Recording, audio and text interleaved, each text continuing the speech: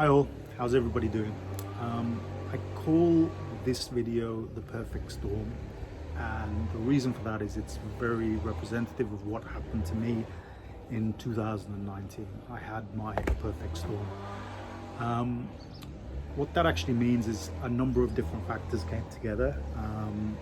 Stress at my workplace, previous health issues that I'd kind of been ignoring and pushing through for a few years, as well as some family drama and some other things. And they all kind of came together, and it was literally like my body and my system were like, fuck this, we're out of here, you're on your own. And everything just came crumbling down. I recall, the couple of weeks where it started happening, I've never had panic attacks in my life, and I started to develop panic attacks, which was, if any of you have had a panic attack, probably understand how scary that is. So yeah, I mean, every morning I would get up and have these insane panic attacks. The start of 2019, I'd moved to Barcelona, and I had been having some health issues around then, and I thought maybe some of the sun, sea, sand, and the environment might actually help.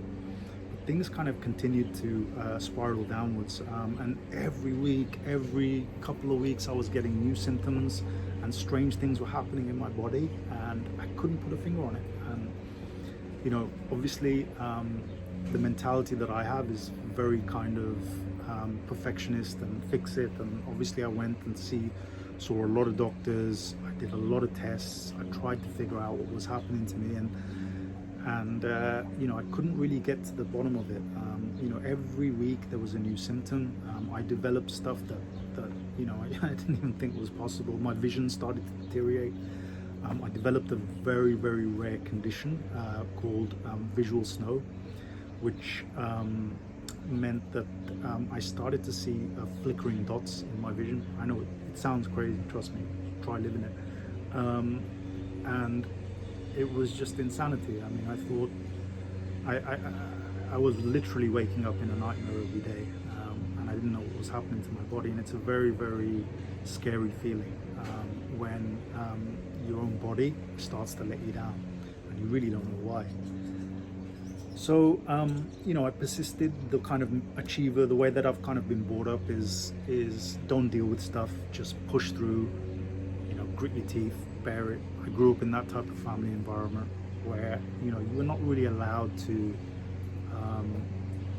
tell people about your problems because it was seen as a sign of weakness. And, obviously now I kind of see how that type of attitude can, in a lot of people, result in illness over time. So at the time I started to, I pushed through it, but it was quite obvious that my health was declining. I actually went back to the UK, where I hadn't been for many years, and I proceeded to see a few doctors there, and one of the doctors I recall just told me that there was nothing wrong with me, and this was all anxiety. And I hadn't really, I've had a low level of anxiety in the background, as I think a lot of people do these days, but when you start seeing things in your vision and you start having panic attacks overnight, it makes you think that this can't be anxiety. I mean, anxiety can cause a lot of different things in the body, but it does test your it did start to kind of, I did start to question my sanity at points of time. And so this doctor who basically his solution was, here, take some pills, son, come back in 6 months. And he proceeded to put me on a class of drug called benzodiazepines, and the drug specifically was called clonazepam. And I'd done a little bit of research in the past on these drugs, and I knew that there were certain dangers, but I know in the 80s these were prescribed typically to like housewives. Xanax was one of the biggest drugs on the market in the 80s and 90s. And it's only kind of now that we're seeing the effects that these medicines can have long term. You look at the opiate crisis. I mean, the funny thing was, I spoke to people who'd taken opiates and been down that kind of withdrawal, and they told me that if benzodiazepines were actually far worse than opiates. And you look at the US and you see how many people have died from opiate overdoses. You know, it's actually crazy. But this doctor, who shall remain unnamed, I kind of liken him to the doctor out of The Simpsons. You know, Dr. Nick, I think, that comes, hey everybody, that guy. You know, didn't have a fucking clue what he was talking about. But at the time, you know, I was desperate. I was having panic attacks, and you kind of search out these people, and you believe that they've been educated. They know what they're doing. They've had experiences with clients, and he'd obviously worked in a few hospitals, and he was a psychologist and was talking to me about imbalances in neurotransmitters, and if we correct those imbalances, then my brain will come back online and things are going to be great. Which all I know now, you know, after the research that I've done in the last 2-3 years, is just bullshit. It's just a line that these guys tell you. There's no actual proof of it. You know, neurotransmitters, you can't measure the amount of neurotransmitters in a brain. It's impossible. But this is basically what, as I understand now, is the pharmaceutical industries. This is the kind of spiel that they pass on to universities. And this doctor, obviously, I don't even really like to call him a doctor. This bloke went to a university and was told that if somebody has this issue, this is the pill that you prescribe them. And then we get into all that kind of profiteering and the kind of circle of let's get these people addicted to these medicines, and they become customers for life. And you know, we're seeing that in a lot of different situations now. So so anyway, at the time I was prescribed these pills, and I remember I also was prescribed an antidepressant, which is kind of strange because I've never been really depressed in my life. But you know, when you're desperate and your life's falling apart, and you know, your vision's deteriorating, and things are happening that are pretty crazy, you know, you'll take anything. You literally take anything. It's like, here's my vein, just hook me up to a machine, make me feel better. And that's the kind of situation that I was in. You know, that's one of the biggest regrets I have in my life, that I you know, I'm usually a lot more clued on. I usually do a lot of research, and I'm usually pretty good with these things, but at that time I just kind of handed my situation over to him and was like, just give me anything to make me feel better. And he gave me those pills, and within what, 2 weeks, 3 weeks, so well, not 2, 3, 2-3 days, I started to have extreme issues, very suicidal thoughts, which I'd never had before. You know, I was calling up the helpline, I was on the phone to doctors, the hospitals, and they were just like, just keep taking the medicine. You know, this is a normal reaction, you're going to get over the hump and things are going to feel better. But it just didn't feel right. You know, my whole body, and also my symptoms were spiraling downwards as well. I mean, you know, things were my vision was getting worse. I had balance issues. I had tingling in my extremities. Funny enough, a couple of months before I saw that doctor, I'd actually seen another doctor in the UK when I'd had slight issues, who had looked at a brain scan and basically told me I had multiple sclerosis, which again, now I realize is bullshit. So that was fun, thinking that I had multiple sclerosis for a few months. But I did actually see 4 doctors, and I saw one doctor in Barcelona. The 4th one told me that that was nonsense and I don't have multiple sclerosis and I should just get on with my life. So if you have suspected of having multiple sclerosis, maybe see 4 doctors, and the 4th one will tell you something different. So that's the kind of, so you kind of understand, I have a very negative appreciation for these people we call doctors, just from personal experience. And I'll go into that in other videos in terms of how it's affected my family, because the situation that I've been through has kind of highlighted just the basic incompetence of some people. And you know, often we put our lives in these people's hands thinking that, you know, they are educated and they've got experience, and but you know, the reality is scaringly different. And you know, I want to talk about this in future videos. The last 2 to 3 years have been a very it's been a period of awakening as such, and yeah, there's a lot of stuff that I'd like to share with you guys. So anyway, back to the story. My vision was deteriorating. I was on these pills, and then I started doing research. I mean, the doctor had told me that you know, a lot of his clients were on benzodiazepines for years and they had no issues and stuff like that. And I asked him, I said, is there any case of addiction? And he said, no, there's absolutely no chance of addiction. You know, it's a very safe drug, and this and that. And you know, quickly learned that was not the case. So my body started convulsing in between. I tried actually going off a benzodiazepine, and this was only after 2-3 weeks.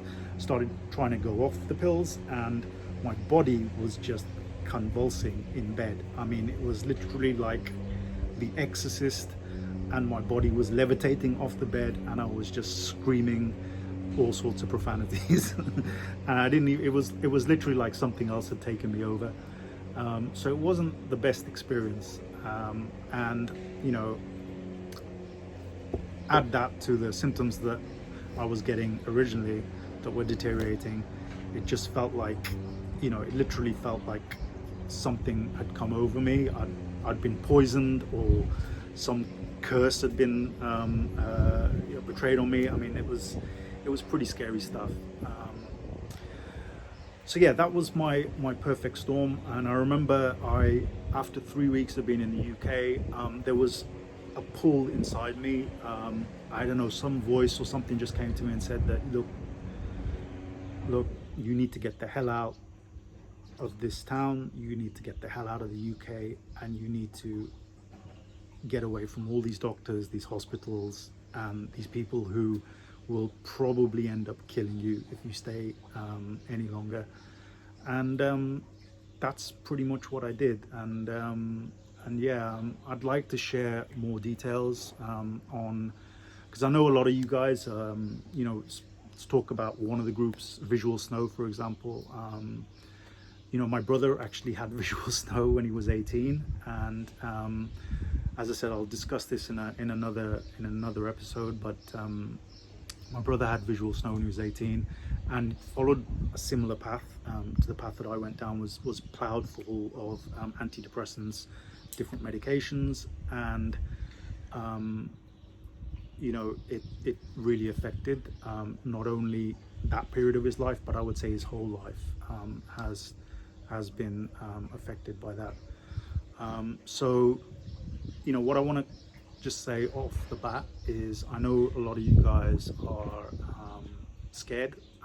I was absolutely terrified. I mean, you know, when you go from having good vision to everything just falling apart, and literally waking up and seeing this stuff and being scared every day about whether your vision's going to get worse, whether it's going to get better, and then you have these new symptoms pop up. I mean, it is absolutely terrifying. And you know, I've had health issues in the past, and I would consider myself a relatively strong person. I've had operations in the past, and you know, my pain tolerance is pretty high, I would say. If you ask anybody in my family, people who've known me, but the horrors of what I went through in mid-2019, I wouldn't wish on anybody. I mean, that was some batshit crazy stuff. But what I want to say to you, this is just an original video, and I just want to say to all of you that are struggling, there is a way out of this. There is absolutely 1,000,000% a way out of this, and it's taken me a little time to figure it out. But I'm very confident that I made my situation 1,000 times better, and if I can do that, you guys can do that. And you know, be happy if you could just comment in the video and let me know if this is something that you'd be interested in. Maybe I could do some videos in terms of the steps that I took to improve my situation. I firmly believe, I know that there's a lot of scaremongers out there, and I've been on all the Facebook groups. I was addicted to the Facebook groups, and I know the feeling of when somebody comes on and says, oh, my visuals know my symptoms got 20% better, and everybody jumps on that and they're like, oh my god, what did you do? And usually that person comes back and says, oh well, yeah, my vision's got worse again.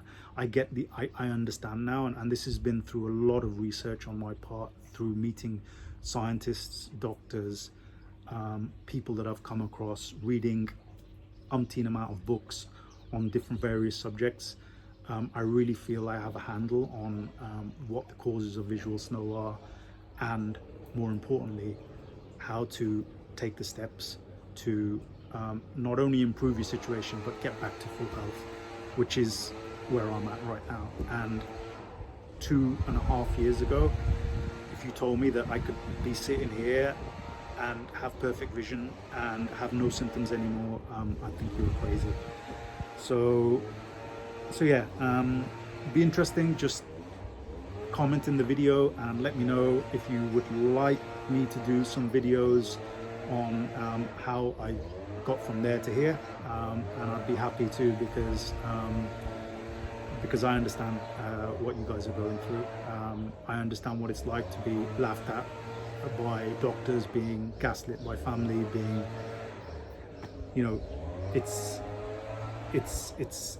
it's a scary situation. I get it, but there is absolute hope of every single person in the group, I believe, can get out of that situation. So yeah, please subscribe. I mean, I'm new to this. I'm not doing these videos very often, but yeah, just put a like in the comments and just let me know if you'd like me to do some videos on how I improve my situation, and I'd be happy to chronicle that.